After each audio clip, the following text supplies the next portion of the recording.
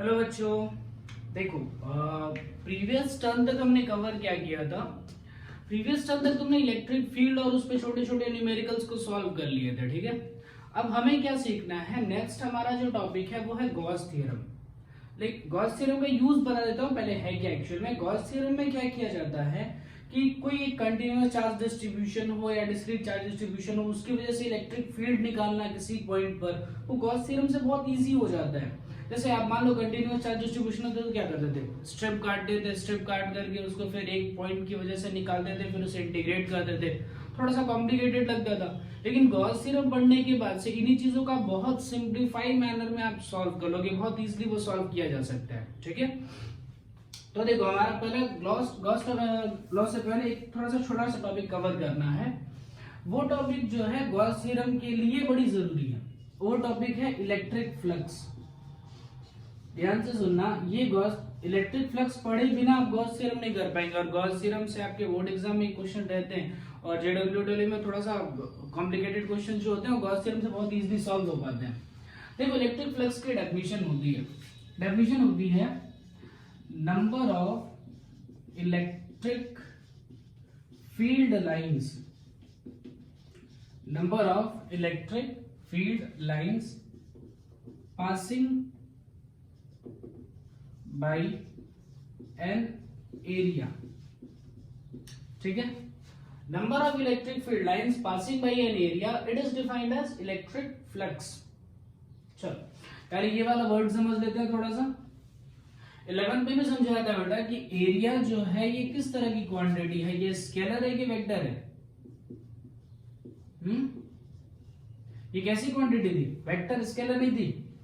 क्या समझाया था बेटा कि एरिया का भी अपना खुद का क्या होता है, डायरेक्शन होता है। अच्छा, डायरेक्शन ऑफ एरिया कैसी होती है, याद दिला दे रहा हूं। डायरेक्शन ऑफ एरिया जो होता है वो एरिया के परपेंडिकुलर होता है। मतलब क्या समझ सकते हो, जैसे जो प्लेन होगा ना उसके परपेंडिकुलर। एग्जांपल देख लो, मान लो एक रेक्टेंगल है, इसकी लेंथ L है, ब्रेथ B है, ठीक है। एरिया लिखो, तो इसका एरिया क्या आ जाएगा, L इंटू बी, ठीक। L इंटू बी इसका एरिया मिल जाएगा आपको। अब एरिया जो है ये एक्चुअल में वेक्टर क्वांटिटी, आप देखो तो ये लेंथ भी वेक्टर है, ब्रेथ भी वेक्टर है, और मैं कह रहा हूं कि एरिया भी वेक्टर है। इसका मतलब इसके बीच में कौन सा प्रोडक्ट होना चाहिए। देखो दो वेक्टर्स को अगर मैं मल्टीप्लाई करूं और तीसरी जो चीज मिल रही है वो भी वेक्टर है, इसका मतलब ये वाला जो प्रोडक्ट होना चाहिए ये कैसा प्रोडक्ट होना चाहिए, क्रॉस प्रोडक्ट होना चाहिए, ठीक है। और क्रॉस प्रोडक्ट में कैसे डायरेक्शन लिखने के लिए बताया था, क्या बताया था बेटा कि जो जैसे मान लो यहाँ लिख रहा हूँ area is equal to L into B, अगर मान लो मैंने लिखा, ठीक है, तो क्या करना होता है, बताया था कि जो पहली चीज लिखी है, जो पहला फिजिकल क्वांटिटी होता है उसके डायरेक्शन में फिंगर्स रखने हैं, ठीक, और दूसरी क्वांटिटी की तरफ घुमा देना है, फिंगर पहले वाले क्वांटिटी पे रखना है और move towards the second physical quantity. यही तो तरीका था। अब जैसे देखो लेंथ के डायरेक्शन में फिंगर रख के ब्रेथ के डायरेक्शन में घुमाऊंगा तो थंब बाहर आएगा, ठीक है। इसका मतलब इसमें जो एरिया होगा इस सरफेस के, ये जो सरफेस देख रहे हो ना, इस सरफेस के से परपेंडिकुलर होगा इस तरीके से, ठीक है। अच्छा, इसमें ऐसा भी हो सकता है L मान लो ये वाला L मान लेता, ये B मान लेता, तो L क्रॉस B करते बाहर आता है, ऐसे यहां से कर सकते थे। मान लो इसको हमने वो मान लिया होता, यहाँ पर L मान लिया था, यहाँ B मान लिया था, ऐसे करते तो अंदर आता। मतलब एरिया जो हो सकता है वो प्लेन में बाहर भी आ सकता है, अंदर भी जा सकता है, दोनों डायरेक्शन सही है।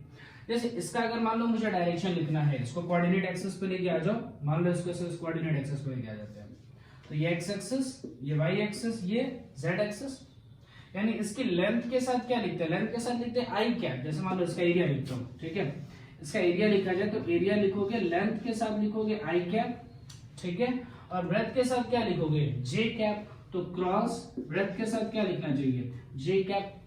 अच्छा, ये सिखाया था क्या बेटा, क्रॉस प्रोडक्ट में i j k, i को j से मल्टीप्लाई करेंगे तो क्या बनेगा, k बनेगा, यानी आप मल्टीप्लाई करके देखो तो एरिया इज इक्वल टू क्या हो जाएगा, L B, और कौन सा यूनिट वेक्टर आएगा, k। मतलब एरिया जो होगी ये L इंटू बी तो होगी, लेकिन उसका डायरेक्शन कहाँ आएगा, आउटवर्ड डायरेक्शन में आएगा, ठीक है। या फिर इसको आप ऐसे भी लिख सकते हैं, एरिया इज इक्वल टू लिखा जा सकता है L B K कैप लिख सकते हो, निगेटिव साइन के साथ भी लिख सकते हो, अंदर भी लिख सकते हो, ठीक है। ध्यान रखना, अंदर बाहर आप दोनों डायरेक्शन से लिख सकते हैं, आउटवर्ड भी लिख सकते हैं, इनवर्ड भी लिख सकते हैं। लेकिन अगर एक आप क्वेश्चन सॉल्व कर रहे हैं उसमें एक बार जो तुमने एरिया का डायरेक्शन सेट कर लिया तो उसको बदलना नहीं है। मीनिंग क्या है, जैसे देखो मान लो मैं इस तरीके से बोलूं कि एक सर्कल है, ठीक है, इस तरीके से एक सर्कल रखा हुआ है ऐसे, तो इसका एरिया कितना हो जाएगा बेटा, एरिया इसका हो जाएगा पाई आर स्क्वायर, ठीक है। अगर ऐसा सर्कल रखा है मैंने तो एरिया कितना हो जाएगा पाई आर स्क्वायर। अब इस एरिया में क्या दिक्कत आती है, देखो अब ये एरिया जो लिख सकते हो वो तुम के कैप के साथ में या फिर माइनस के कैप के साथ में, दोनों के साथ में लिख सकते हो, कोई दिक्कत नहीं है। लेकिन एक बार सेट किया अगर क्वेश्चन में तो उसे चेंज नहीं करना है, ठीक है। चलो इसका फिजिकल मीनिंग आपको समझाता हूँ। फिजिकल मीनिंग पे थोड़ा ध्यान देते हैं, कैसे फिजिकल मीनिंग इसका समझना होगा। देखो उसमें है क्या, number of electric field lines passing by an area. मैं क्या करूं, एक इलेक्ट्रिक फील्ड का रीजन ड्रॉ करता हूं ऐसे, अपनी मर्जी से इस तरीके से इलेक्ट्रिक फील्ड का रीजन ड्रॉ करता हूं, ठीक है। अब इसके अंदर क्या करूं, एक कोई भी एरिया बना लूं, जैसे मैंने क्या कर लिया, ऐसे रैंडमली एरिया बना लिया ऐसा, देखा। मतलब इसको थोड़ा 3D में आपको विजुअलाइज करना होगा कि इलेक्ट्रिक फील्ड ऐसे चल रही है इस तरीके से, ठीक। और मेरे हाथ को तुम एक एरिया मान लो, तो इलेक्ट्रिक फील्ड लाइंस जो है इस एरिया में से अंदर जैसे पास करके चली जा रही हैं। या तो तुमने 10th में मैग्नेटिक फील्ड पढ़ी थी और उसमें थोड़ा सा मैग्नेटिक फ्लक्स के बारे में भी देखा था जनरेटर के लिए जब हमने पढ़ा था, तो ऐसे ही इसमें भी है बेटा, जैसे इलेक्ट्रिक फील्ड लाइन जैसे पास कर रही है इस तरीके से इलेक्ट्रिक फील्ड लाइंस आ रही है, ठीक है। उसके बीच में तुमने कोई भी ऐसा एरिया रख दिया तो क्या होगा, कुछ लाइंस जो होंगी वो इस एरिया के अंदर से पास करेंगी, कुछ लाइंस होंगी जो एरिया के बाहर से चली जाएंगी। जैसे देखो मान लो मैं कहूं, ऐसे नाम दे देता हूँ 1 2 3 4 5 6, ऐसा तो नहीं होता लेकिन मैं ऐसे रैंडमली नाम दे रहा हूँ आपको समझने के लिए। इलेक्ट्रिक फील्ड लाइंस कंटीन्यूअस होती हैं। देखो इसमें क्या होगा, देखा जाए तो एक सेकंड वाला, थर्ड वाला, फोर्थ वाला, फिफ्थ वाला, मतलब इतनी सारी लाइंस जो हैं वो इलेक्ट्रिक फील्ड की वो इस एरिया से पास कर रही हैं, ठीक है। देखो ध्यान से, सेकंड, थर्ड, फोर्थ, फिफ्थ, ये सारे जो हैं इस एरिया से पास करके जा रहे हैं, ठीक है। इसका मतलब यहाँ पर अगर मैं फ्लक्स लिखूं तो यहाँ पर फ्लक्स की वैल्यू कितनी हो जाएगी, देखो कितनी फील्ड लाइंस पास कर रही हैं, 1 2 3 4, तो फ्लक्स की वैल्यू यहाँ कितनी हो जाएगी 4, ठीक है क्या। अच्छा मान लो ऐसा कुछ कर दिया जाए, इलेक्ट्रिक फील्ड लाइंस जैसे मान लो वेरिएबल ले लो इस तरीके से, ठीक है। दोनों में ध्यान है ना, डिफरेंस क्या है, ये कैसी फील्ड है बेटा, ये हमारी जो है ये इलेक्ट्रिक फील्ड जो है इसको कहते हैं यूनिफॉर्म, ठीक है। और इस तरीके से जो इलेक्ट्रिक फील्ड होती है, मतलब जिसमें क्या होता है, जैसे यहाँ पर फोर्सेस ज्यादा लगेंगे, यहाँ पर फोर्सेस कम लगेंगे, इसको हम क्या कहते हैं बेटा, नॉन यूनिफॉर्म, ठीक है। अब जैसे देखो मान लो मैं इस तरीके से सोचो, ये एक छोटा सा एरिया लिया, दिख रहा है, छोटा सा एरिया ले लिया ऐसे।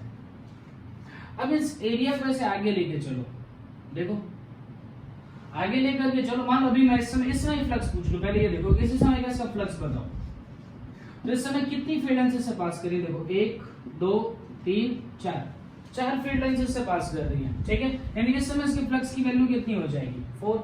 अच्छा मान लो इसी को मैं बढ़ाते बढ़ाते यहां तक लेके आऊं,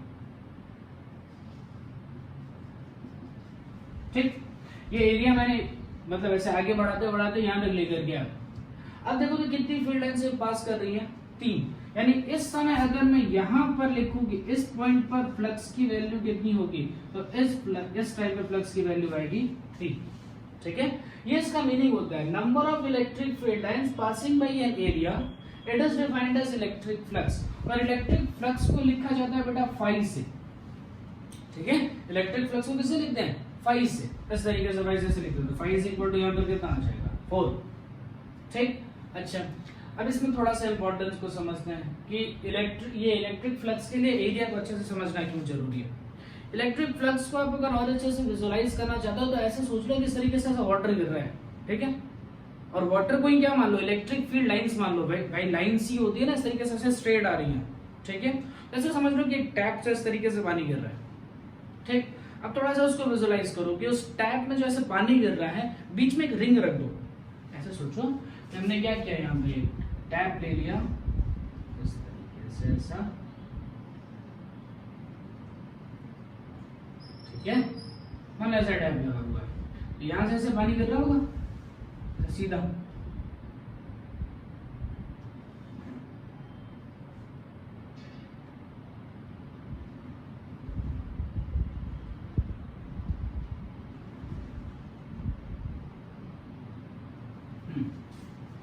ठीक है, ऐसे पानी मान लो गिर रहा है। हम क्या करते हैं, जहां से वाटर गिर रहा है यहां बीच में एक रिंग रखते हैं, ऐसे इस तरीके से एक रिंग रखते हैं, ठीक, विजुअलाइज किया, ऐसे पानी गिर रहा है, बीच में ऐसा रिंग है। अब मैं क्या करूं, रिंग को ऐसे घुमाना, इस तरीके से रिंग है, रिंग को ऐसे घुमाना स्टार्ट करूं, ऐसे आपकी तरफ घुमा रहा है, ऐसे घुमा रहा हूं, ठीक है। देखो चेंजेस क्या देखने हैं। अब ऐसे सोचो कि इसमें से खूब सारा सा पानी पास हो रहा था, थोड़ा सा साइड से भी जा रहा था, थोड़ा इसके अंदर से भी जा रहा था, मतलब कुछ लाइंस जो ऐसी थी या तो कुछ वाटर ऐसा था जो इसके अंदर से पास कर रहा था, लेकिन मैं इसको से टर्न करना स्टार्ट करूं, देखो जैसे जैसे टर्न करेंगे और रिंग एकदम ऐसे सीधी हो जाए इस तरीके से, मतलब ऐसे पानी गिर रहा और रिंग ऐसे मैंने पकड़ रखी है। तो जब ऐसे पकड़ रखी है तो जो भी वाटर आएगा वो यहाँ साइड और साइड से निकल जाएगा, इसके अंदर से कुछ भी वाटर का मतलब कोई भी वाटर जो है फ्लो वो नहीं आएगा। मतलब क्या हुआ कि अगर मैंने सिर्फ एरिया का डायरेक्शन बदला, एरिया देखो यहाँ पर देखोगे तो पाई आर स्क्वायर ही है, यहाँ पर देखा जाए तो पाई आर स्क्वायर ही है, हमने सिर्फ क्या बदल दिया, एरिया का डायरेक्शन बदल दिया, तो उससे फ्लक्स बदल गया। ऐसा देख सकते हो यहाँ पे अगर मान लो इस तरीके से कंडीशन मैंने रखी है तो इस समय क्या है, जो फ्लक्स की वैल्यू है वो मैक्सिमम है, यानी मैक्स टू मैक्स कितना वाटर इससे पास कर सकता है, इस समय उतना वाटर पास कर रहा है। लेकिन मैं अगर रिंग को रोटेट करूं, इस तरीके से रोटेट करना स्टार्ट किया और रोटेट करके रिंग को ऐसा कर दिया इस तरीके से सीधा, ठीक है। अब यहां पर फ्लक्स की वैल्यू कितनी हो जाएगी, 0, क्योंकि क्या हो रहा है बेटा, इस समय तो कोई भी वाटर जो है इससे पास नहीं कर रहा, ठीक। यानी एरिया का डायरेक्शन जो है वो फ्लक्स को चेंज करता है। इसका मतलब हम एरिया को क्या बोलेंगे, किस तरह की क्वांटिटी है बेटा, ये वेक्टर क्वांटिटी है, इसका डायरेक्शन हमें देखना पड़ता है, ठीक है। चलो जरा इसको आगे के समझने की हम कोशिश करते हैं, इसमें और क्या आगे समझ सकते हो आप। ऐसे एक रैंडमली लेके जरा चलो तो कि सपोज करो ये इलेक्ट्रिक फील्ड है, ठीक है, और इसमें मैंने इस तरीके से एरिया रखा है, मतलब कुछ ऐसा एंगल बनाता हूं, ये कुछ जैसे इस तरीके से इलेक्ट्रिक फील्ड और ऐसा स्लैंट में, इस तरीके से स्लैंट में मैंने एरिया रख दिया है। अब क्या होगा, इस तरीके से अगर स्लैंट में एरिया मैंने रखा है, अब एरिया का डायरेक्शन आपको बताया था बेटा, एरिया का डायरेक्शन बताया था ना, एरिया का डायरेक्शन क्या होता है, उसके परपेंडिकुलर होता है, मतलब इसमें इस तरीके से आप इसका डायरेक्शन दे सकते हैं। देखो ये रहा एरिया का डायरेक्शन, ये रही बेटा इलेक्ट्रिक फील्ड इधर जाती हुई, थोड़ा विजुअलाइज करिए, इलेक्ट्रिक फील्ड ऐसे जा रही है, उसमें इस तरीके से स्लैंट में हमने एरिया रखा है, तो स्लैंट में एरिया रखा है तो एरिया का डायरेक्शन ऐसा आएगा ना, और इलेक्ट्रिक फील्ड का डायरेक्शन मेरे हाथ की डायरेक्शन होगी, ठीक है। अब मान लो अगर मुझे फ्लक्स निकालना होता है तो फ्लक्स निकालते में कौन सा एरिया ध्यान देना होगा, जैसे देखो यहाँ पर क्या है, ये एरिया का नॉर्मल वेक्टर है, मतलब उसके परपेंडिकुलर इसको कहते हैं नॉर्मल वेक्टर। अब क्या होगा, ये इलेक्ट्रिक फील्ड ऐसे सोच लो इस तरीके से ऐसे जा रही है, इलेक्ट्रिक फील्ड और एरिया के बीच में मान लो एंगल है थीटा, इलेक्ट्रिक फील्ड और एरिया के बीच में मान लो एंगल है थीटा। एरिया कैसी क्वांटिटी है बेटा, ये वेक्टर, तो क्या कर सकते हैं, इसको हम क्या कर सकते हैं, रिजॉल्व कर सकते हैं दो पार्ट में, दो कंपोनेंट में काट सकते हैं, मतलब a cos थीटा में और a sin थीटा में, जैसे हम वेक्टर क्वांटिटीज को रिजॉल्व करते हैं बेटा वैसे रिजॉल्व किया जा सकता है। अब जैसे देखो ये नॉर्मल है ना, नॉर्मल को रिजॉल्व करोगे तो यहाँ पर कितना आ जाएगा n cos थीटा, और ऐसे परपेंडिकुलर कितना चला जाएगा n sin थीटा। जैसे देखो नॉर्मल को मान लो मैं रिजॉल्व करूं, ये रहा मेरा नॉर्मल, यहाँ पर क्या आ जाएगा n cos थीटा, और ये वाला कौन सा हो जाएगा n sin थीटा, देखा क्या। अब नॉर्मल को रिजॉल्व कर लिया तो इसको जान ही देना, इसको दो पार्ट में हमने काट दिया, ठीक। अब देखो इस नॉर्मल को रिजॉल्व किया तो एक ये नॉर्मल आया बेटा, ये नॉर्मल आया, ठीक है, दो आ गए ना कंपोनेंट। अब जरा सोचना इसके लिए एरिया वेक्टर, इसके लिए तो एरिया का सरफेस तो ऐसा होगा, ठीक है, और ये n sin थीटा वाले के लिए इस तरीके से आएगा। देखो मैंने क्या किया, ध्यान से सुनना, एरिया ऐसे था ना, तो इस एरिया का ये ऐसा नॉर्मल वेक्टर था बेटा, और ये था इलेक्ट्रिक फील्ड के बीच में यहाँ पर एंगल थीटा। मैंने इसको क्या किया, नॉर्मल को n cos थीटा और n sin थीटा में तोड़ दिया। देखो ध्यान से, ऐसे ये नॉर्मल है ना, ये सॉरी सरफेस है ना, ये नॉर्मल है, ये एंगल बन रहा है थीटा, तो एक तो इसको दिया n cos थीटा और एक लिया ऐसे n sin थीटा, दिख रहा, ठीक है ना। यानी अब देखो क्या होगा, मान लो इलेक्ट्रिक फील्ड लाइंस इस तरीके से हैं, ठीक है, मैंने एरिया को दो पार्ट में डिवाइड कर दिया। अब तुम सोचो कि इन दोनों में से, जैसे ये सरफेस नंबर 1 सोचता हूं, ये सरफेस नंबर 2 सोचता हूं, जरा बताओ सरफेस नंबर 1 की वजह से फ्लक्स कितना होगा? सरफेस नंबर 1 की वजह से फ्लक्स कितना होगा? देखो ये इस तरीके से है ना सरफेस, और उसका नॉर्मल कहां जा रहा है? ऊपर, और इलेक्ट्रिक फील्ड लाइंस ऐसे चल रही हैं।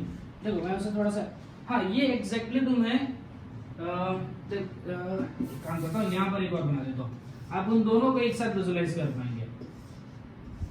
ये बना दिया मैंने सरफेस नंबर 2, ठीक है, ये जानते हो, ठीक, और एक इस तरीके से बना दे रहा हूं सरफेस नंबर 1।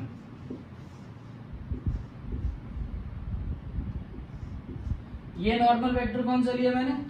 इसका है, ये वाला, इसका नॉर्मल वेक्टर इसके परपेंडिकुलर चलता है, मतलब ये कौन सा हो जाएगा बेटा? n cos थीटा, और इसका जो होगा ऊपर जाएगा, ये कौन सा बन जाएगा? n sin थीटा, ठीक है, ये दो नॉर्मल आ गए। देखो इसकी वजह से फ्लक्स लिखो, इसमें तो फ्लक्स की कोई ना कोई वैल्यू होगी, मतलब यहाँ पर फ्लक्स नॉन जीरो होगा, लेकिन यहाँ जरा सोचना, यहाँ पर एग्जैक्टली फ्लक्स की वैल्यू कितनी हो जाएगी? 0, मतलब तुम्हें n sin थीटा वाले कंपोनेंट से कोई लेना देना नहीं है, तुम्हें कौन से कंपोनेंट से मतलब होगा? cos थीटा वाले कंपोनेंट से मतलब होता है, ठीक है। अब देखो फ्लक्स में क्या डिफाइन करते हैं, फ्लक्स का फॉर्मूला क्या लिखते हैं? फ्लक्स का फॉर्मूला लिखा जाता है E डॉट ds। E जो है ये है इलेक्ट्रिक फील्ड, ठीक है, और ds क्या है? छोटा सा एरिया, और दोनों कैसी क्वांटिटी है? वेक्टर। अब तुम्हें एक चीज समझ में आएगा, यहाँ पर डॉट प्रोडक्ट है, डॉट प्रोडक्ट है तो क्या होना चाहिए बेटा? E ds cos थीटा, ऐसे ही तो बनना चाहिए। अब ऐसा क्यों बन रहा है, रीजन देख लो, यहां पर तुम्हें कौन से एरिया से मतलब था, कौन से कंपोनेंट से मतलब था? कॉस वाले कंपोनेंट से मतलब था, साइन तो आता ही नहीं था, इसलिए इन दोनों के बीच में कौन सा प्रोडक्ट रखा गया है? डॉट प्रोडक्ट रखा गया है, ठीक है। तो फ्लक्स जो होता है, एक चीज ध्यान रखेंगे, कैसी क्वांटिटी है बेटा? स्केलर। फ्लक्स स्केलर है, एरिया वेक्टर है, इलेक्ट्रिक फील्ड भी वेक्टर है। तो एक और चीज दिमाग में आती है कि दो वेक्टर का मल्टीप्लिकेशन एक स्केलर तभी आएगा जब उनके बीच में डॉट प्रोडक्ट हम यूज करेंगे, ठीक है क्या? दिमाग चलो, चलो इसे नोट करो। फ्लक्स हमने डिफाइन कर लिया, फ्लक्स का फॉर्मूला जरा एक बार और देख लेते हैं। फ्लक्स का फॉर्मूला याद कर लिया हमने बेटा। फ्लक्स का फॉर्मूला क्या होता है? Flux is equal to E dot ds, ठीक है। ये क्या है? छोटे से उसके लिए इंटरवल के लिए डिफाइंड होगा, तो इसका मतलब हमें मुझे टोटल फ्लक्स निकालना होगा, तो इसको क्या करना पड़ेगा? इंटीग्रेट। जैसे फ्लक्स का एक्चुअल फॉर्मूला कैसे हो सकते हैं? फ्लक्स इज इक्वल टू हो सकता है E डॉट s या E डॉट एरिया डायरेक्ट लिख सकते हो, ठीक है। S मतलब मैं लिख रहा हूं बेटा ds सरफेस एरिया है, ठीक है। ds जो है वो हमारा सरफेस एरिया है। E क्या है? इलेक्ट्रिक फील्ड है, इलेक्ट्रिक फील्ड स्ट्रेंथ, ठीक है, ठीक। ds जो है वो हो गया हमारा सरफेस एरिया, और फ्लक्स जो हमने लिख रहे हैं फाई से। सारी क्वांटिटी ध्यान रखनी है बेटा। फ्लक्स स्केलर है, इलेक्ट्रिक फील्ड वेक्टर है, सरफेस एरिया भी वेक्टर क्वांटिटी है, इसलिए दो वेक्टर्स के बीच में डॉट प्रोडक्ट है, और डॉट प्रोडक्ट से जो हमें मिलेगा वो एक स्केलर पॉइंट मिलेगा, ठीक है। यहां तक की बातें हमें क्लियर रखनी थी, और इसको ऐसा भी सीख लिया कि क्यों हमें cos थीटा ही लेना चाहिए था। आपने तो इस तरीके से सीखा थोड़ा सा आप मैथमेटिक्स से कि डॉट प्रोडक्ट होना चाहिए तो cos आएगा। दूसरा ये भी सोचा कि अगर हम रिजॉल्व करें तो रिजॉल्व करने में आपको दिख रहा था कि कौन सा कंपोनेंट काम आ रहा है, cos वाला कंपोनेंट काम आ रहा है या साइन वाला कंपोनेंट काम आ रहा है। साइन वाले की वजह से इलेक्ट्रिक फ्लक्स कितना हो जाता था? 0। काम कौन सा आता था? सिर्फ और सिर्फ cos थीटा वाला। चलो इन दो फॉर्मूले को हमें यूज करना है। ये चीजें बताता हूं आपसे क्या किया जाता है। एक थोड़ा सा फैक्ट आपको बता देता हूं। कई बार इंटीग्रेशन आपको इस तरीके से, यहां पर एक छोटा सा सर्कल दिखेगा, ठीक है, इसको पढ़ते हैं क्लोज इंटीग्रल, मतलब ऐसा पढ़ा जाता है, इसको पढ़ा जाता है क्लोज इंटीग्रल। एक्चुअल में क्या बेटा, ये सिंपल इंटीग्रेशन नहीं होगा। अब सरफेस एरिया है तो सरफेस एरिया क्या होती है, बाउंड्री में होती है। जैसे मान लो एक सर्कल के लिए हम बोले, अब ऐसा सोचो बेटा, तुम इसका एरिया नहीं निकाल सकते, मान लो ऐसे इनफाइनाइट तक चलते जा रही है, इस चीज का एरिया अगर निकालना हो तो इसका एरिया ऐसा तुम कैलकुलेट नहीं कर पाओगे, ये तो इनफाइनाइट की तरफ चलती जाएगी। तुम एरिया किसका कैलकुलेट कर सकते हो, बाउंडेड सरफेस का क्रिएट कर सकते हो। इसलिए कई बार इसको लिखा जाता है क्लोज इंटीग्रल। क्लोज मतलब क्या है, आप एक क्लोज एरिया का जो बंद हो उस इसका एरिया आप क्या कर सकते हो, कैलकुलेट कर सकते हो। इसका एरिया कैलकुलेट किया जा सकता है। ये कैसी सरफेस है, ये एक ओपन सरफेस है, तो ओपन सरफेस का हम एरिया कैलकुलेट नहीं कर सकते, हमें किसका एरिया कैलकुलेट करना होता है, क्लोज सरफेस का करना होता है, इसलिए इसको लिखा जाता है क्लोज इंटीग्रल। ठीक है, चलिए एक दो क्वेश्चन हम सॉल्व कर लेते हैं इलेक्ट्रिक फ्लक्स पे।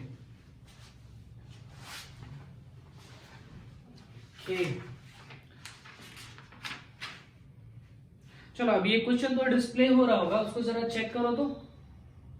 ये क्वेश्चन डिस्प्ले हो रहा है, उसे देखिए।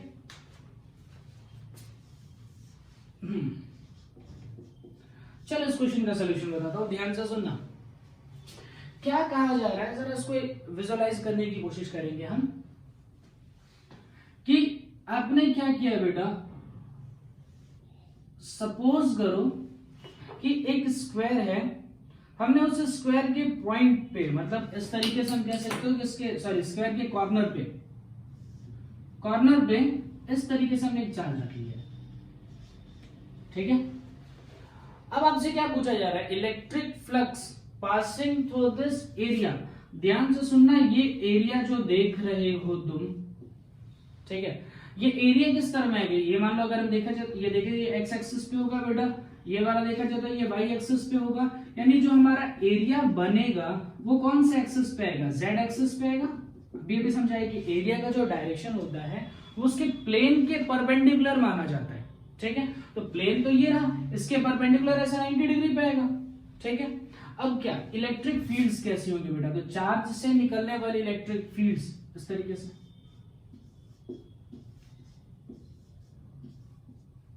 ठीक है क्या, ऐसे ही निकलेंगे ना इलेक्ट्रिक फील्ड। ऐसे बताया था ना, जैसे आप क्या सोचो, पॉइंट चार्ज से इलेक्ट्रिक फील्ड कैसे निकलते हैं, तो थोड़ा सा विजुअलाइज करके देखो कि ऐसे एकदम स्पेस में चले जाओ, कुछ नहीं है, खाली जगह में एक छोटा सा बल्ब जल रहा है। ठीक है, तो उस बल्ब से किस तरीके से लाइट निकलेगी, उस लाइट को सोचो, तो लाइट ऐसे फैलती हुई हर एक डायरेक्शन में निकलेगी। ठीक है, मतलब एक पॉइंट चार्ज से अगर मैं देखूं कि एक पॉइंट से इलेक्ट्रिक फील्ड कैसे निकल सकती है, तो इस पॉइंट से इलेक्ट्रिक फील्ड जो होंगे वो कुछ ऐसे निकलेंगे। ठीक है, हर डायरेक्शन में इस तरीके से इलेक्ट्रिक फील्ड्स निकलेंगे। ओके, ऐसे ही सोचो यहाँ पर, इसमें निकल हर डायरेक्शन से रही है, लेकिन मैंने ड्रॉ सिर्फ इसलिए इधर का किया है क्योंकि मुझे इस एरिया से देखना है कितना पास कर रहा है। ठीक है, जरा देखो तुम, ये हो गया प्लेन सरफेस और इलेक्ट्रिक फील्ड लाइंस ऐसी हो रही है, तो कोई ऐसी लाइन नहीं जो इस एरिया से पास कर रही है, सारी की सारी लाइन तो ऐसे पास कर जा रही है इसके पैरेलल ऐसे, यानी यहां पर फ्लक्स की वैल्यू कितनी हो जाएगी, 0। ठीक है, एक और क्वेश्चन जरा सॉल्व करने की कोशिश करते हैं। मान लो क्वेश्चन में जैसे ये तो सिंपल क्वेश्चन था, मान लो क्वेश्चन कुछ ऐसे होता है। अब थोड़े अच्छे क्वेश्चंस कर लेते हैं कि मान लो एक हेमिस्फीयर है। ठीक है, इस तरह से एक हेमिस्फीयर है, अब से क्या कह रहा है वो देखो, ऐसे मान लो इलेक्ट्रिक फील्ड्स है, रेडियस ऑफ हेमिस्फीयर वो मान लीजिए दिया गया है आपको r, रेडियस ऑफ हेमिस्फीयर दिया गया है r। इलेक्ट्रिक फील्ड की वैल्यू लिख लेते हैं, चलो E, कुछ ऐसे वेरिएबल रख रहा हूं। ठीक है, आपसे क्या कह रहा है, find flux passing through curved surface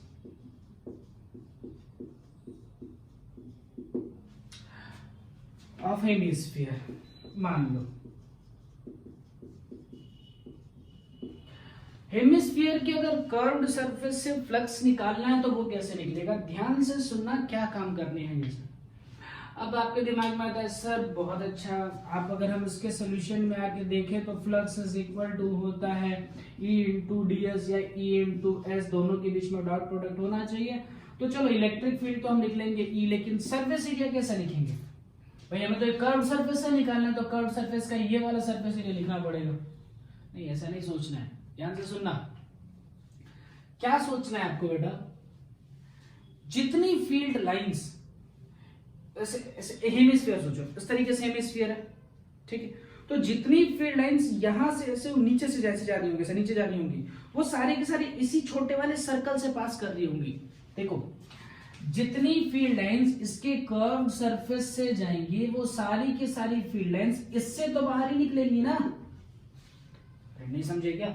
जैसे देखो मान लो यहां से क्या कर सकते हो, मान लो इस तरीके से एक लाइन ऐसी बनाई, एक लाइन ऐसी बनाई, ठीक है, ये दोनों लाइन जो मैंने बनाई है ये इसकी कर्व सरफेस से नहीं पास कर रही है, तो इसके ये जो सर्कल दिख रहा है उससे भी नहीं पास कर रही है। यानी जितनी फील्ड लाइंस उस कर्व सरफेस से पास करेगी उतनी ही फील्ड लाइंस ये वाला जो सरफेस देख रहे हो ना, ये वाला ऐसे थोड़ा सा फ्लैट सरफेस सर्कुलर शेप जो है उससे पास करेगा।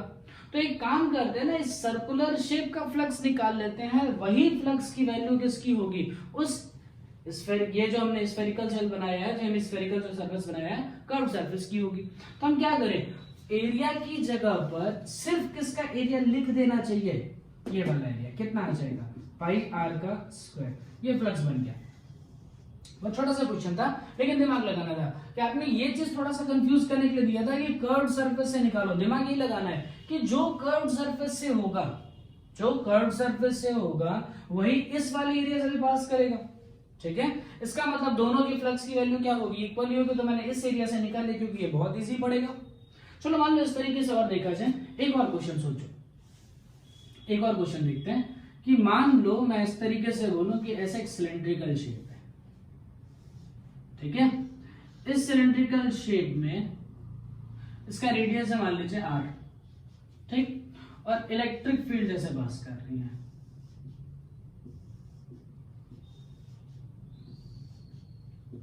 देखो ये इलेक्ट्रिक फील्ड्स है और मैंने इस तरीके से यहां पर एक सिलेंडर ले रखा है, देखा ये सिलेंडर,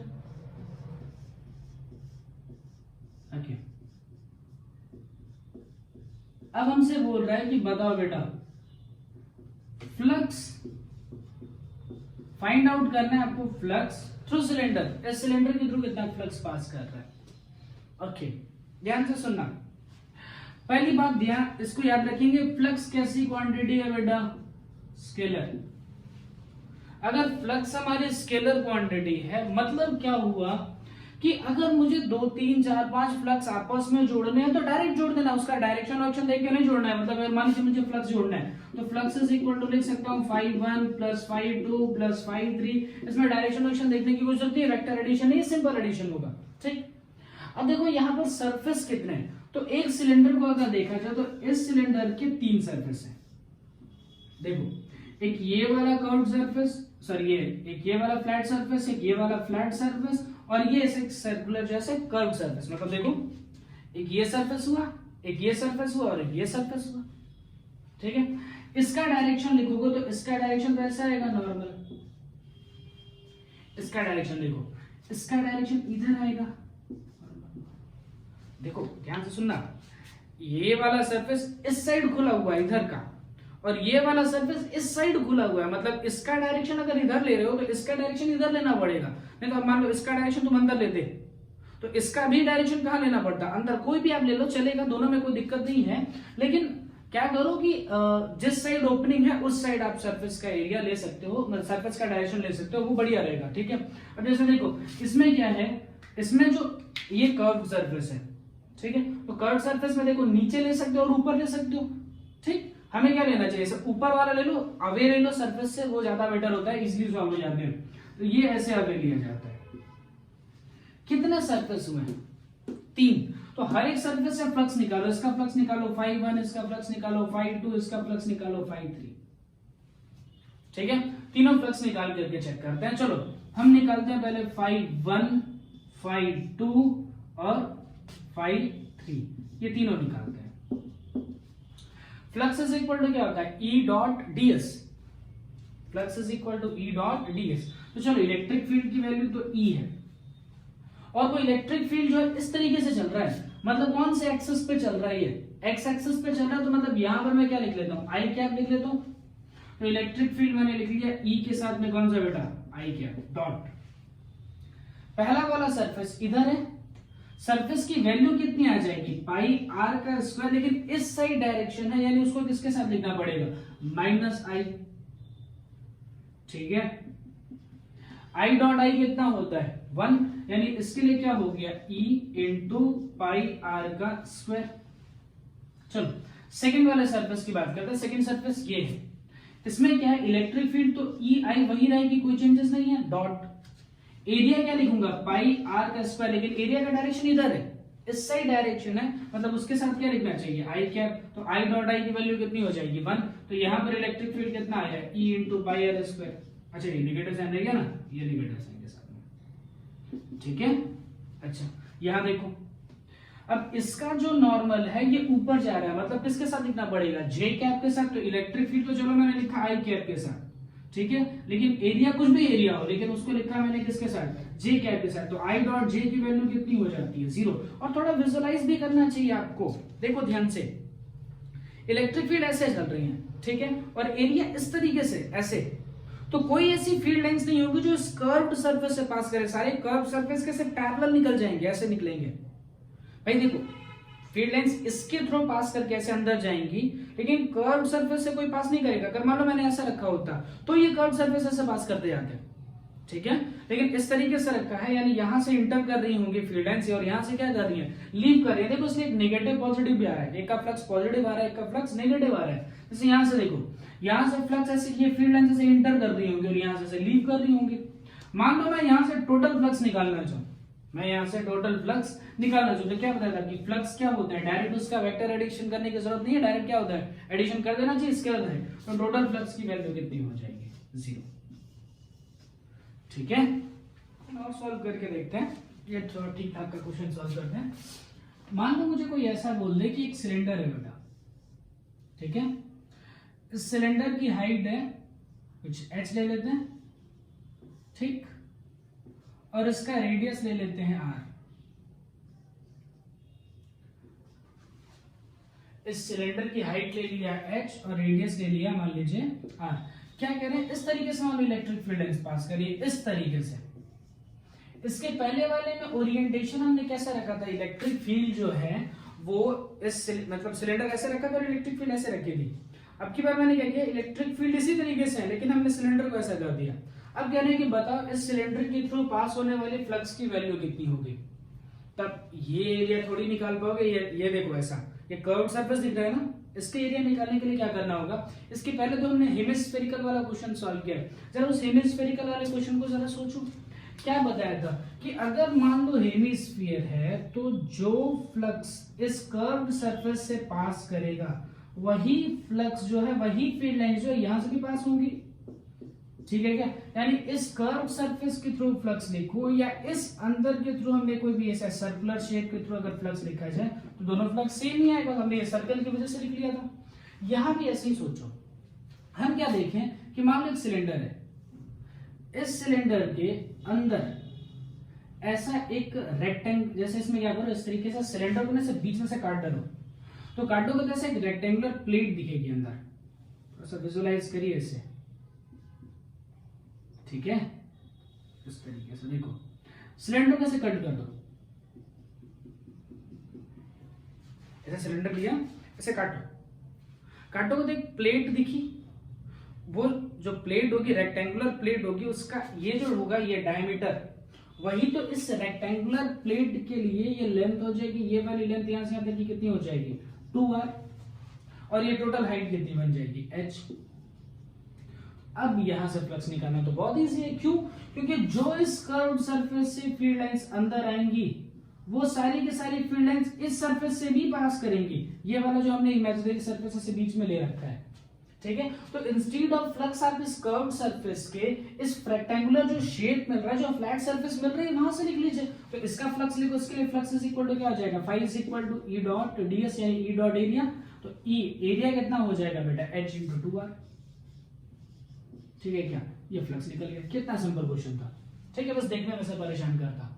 अच्छा मान लो इसमें कुछ ऐसा बोला जाता, हाँ एक चीज ध्यान से सुनना, अगर ऐसा बोला जाता if cylinder makes an angle of theta degree. लिखा है if cylinder makes an angle of theta degree with electric field. Okay, ध्यान से इसको समझेंगे। और उसके बाद कह रहा है कि चलो इस कंडीशन में मान लीजिए फ्लक्स निकालना है, यानी इस बार क्या था, सिलेंडर ऐसे सीधा रखा था। अब ये पलट थोड़ा सा मैंने क्या किया, सिलेंडर कैसे एंगल पे बना दिया। देखो वर्डिंग्स को बहुत ध्यान से सुनना जो लिखी हुई है। लिखा है बेटा if cylinder makes an angle of theta degree,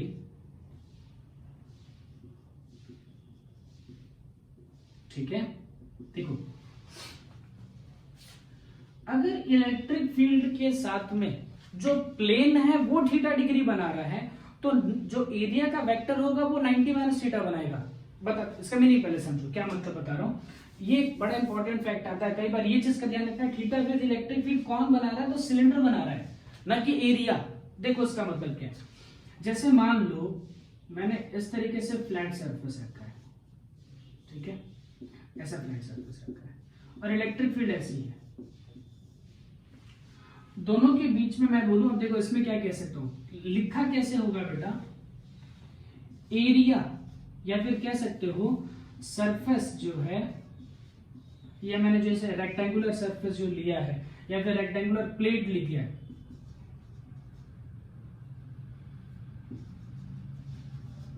rectangular surface is parallel to electric field. ध्यान से सुनना इसको, ये जो रेक्टेंगुलर सरफेस है ये ऐसे है और इलेक्ट्रिक फील्ड भी ऐसी है, दोनों पैरेलल है।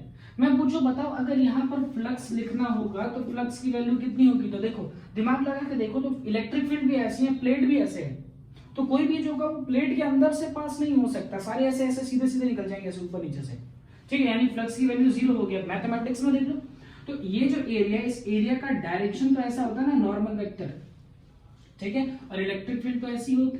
तो अगर आपको एंगल देखना होता तो इलेक्ट्रिक फील्ड और नॉर्मल के बीच में कितने का एंगल मिलता, 90 डिग्री, यानी फ्लक्स अगर लिखोगे E डॉट S, ठीक है, तो अब इसमें क्या होगा, E डॉट S अगर मैं लिख रहा हूं तो इलेक्ट्रिक फील्ड और सरफेस के बीच में एंगल कितना बनेगा, E डॉट ds के लिए क्या होता है बेटा, mod of E mod of S cos theta, और थीटा की वैल्यू कितनी बन जाएगी यहाँ पे 90 डिग्री, ठीक है, तो cos 90 कितना हो जाएगा 0, तो फ्लक्स की वैल्यू कितनी हो गई 0। देखो ध्यान से, ये जो प्लेट थी, ये प्लेट इलेक्ट्रिक फील्ड के साथ 0 डिग्री का एंगल बना रही थी, तो प्लेट का जो नॉर्मल है वो इलेक्ट्रिक फील्ड के साथ कितने का एंगल बनाएगा 90। यहां देखो क्या कह रहा हूं, cylinder makes an angle of theta degree with electric field. अगर सिलेंडर जो है वो इलेक्ट्रिक फील्ड के साथ थीटा बना रहा है, तो सिलेंडर का जो नॉर्मल वेक्टर होगा वो कितना एंगल बनाएगा, तो एंगल बनाएगा 90 माइनस थीटा। भाई देखो इसमें क्या था, अगर फील्ड ऐसे, ये जो हमारी रेक्टेंगुलर सरफेस है ये पैरेलल है, 0 डिग्री के एंगल पे है, तो इसका नॉर्मल वेक्टर कितना बन रहा है, ऐसा 90 बन रहा है ना, इस तरीके से। अब मान लो मैं ऐसा बोलूं कि ये ऐसी होती, अब ऐसा समझो, जैसे मान लो मैं इस तरह से बोलूं कि मान लो ये एक फ्लैट सरफेस है, ठीक है, इस पे एक इंक्लाइनेशन है ऐसा, मतलब दो सरफेस है इस तरीके से, दोनों सरफेस के बीच में एंगल है थीटा, ठीक है। मैं क्या करता हूं, इस वाले सरफेस का नॉर्मल ड्रॉ करता हूं, ये वाला जो सरफेस है ना, ये वाला, इस सरफेस का मैंने ऐसा नॉर्मल ड्रॉ किया। अब मैं पूछूं कि बताओ बेटा ये तो एंगल 90 डिग्री होगा, मैं पूछूं ये बॉटम सरफेस है, ये ऐसा समझ लो ये हॉरिजॉन्टल सरफेस है या फिर ग्राउंड है, ठीक है, ये ग्राउंड है और ये हमारा कोई ऐसा रेक्टेंगुलर प्लेट था, ठीक है, ये एक सरफेस था, तो ग्राउंड और सरफेस के बीच में कितने का एंगल है थीटा डिग्री। अब मैं आपसे पूछूं कि ग्राउंड और नॉर्मल ऑफ द सरफेस के बीच में कितने का एंगल होगा, जैसे देखो ये एक ट्रायंगल दिख रहा है, ये 90 हो गया बेटा, तो ये वाला एंगल कितना बनेगा 90 माइनस थीटा। ऐसे ही समझना है आपको। यहाँ देखिए अगर मैं कह रहा हूं कि सिलेंडर जो है वो थीटा डिग्री बना रहा है, सिलेंडर जो है वो थीटा डिग्री बना रहा है, तो सिलेंडर का जो नॉर्मल होगा वो कितने का एंगल बनाएगा 90 माइनस थीटा का एंगल बनाएगा। यानी यहां पर जब फ्लक्स लिखोगे तो फ्लक्स की वैल्यू कैसे लिखोगे, ऐसे ही सोचना है, यहाँ पर भी प्लेट ही होगा, लेकिन उस प्लेट को रिजॉल्व करना होगा। तो रिजॉल्व करते समय आप ये कर लोगे ना बेटा, E into 2RH cos theta, cos theta नहीं लिखना चाहिए, क्या लिखना चाहिए 90 माइनस थीटा, क्योंकि सिलेंडर अगर थीटा बना रहा है तो सिलेंडर का नॉर्मल बनाएगा 90 माइनस थीटा। ये बन गया E 2RH sin थीटा, ये फ्लक्स की वैल्यू हो गई। ठीक है, चलिए यहां तक रखते हैं।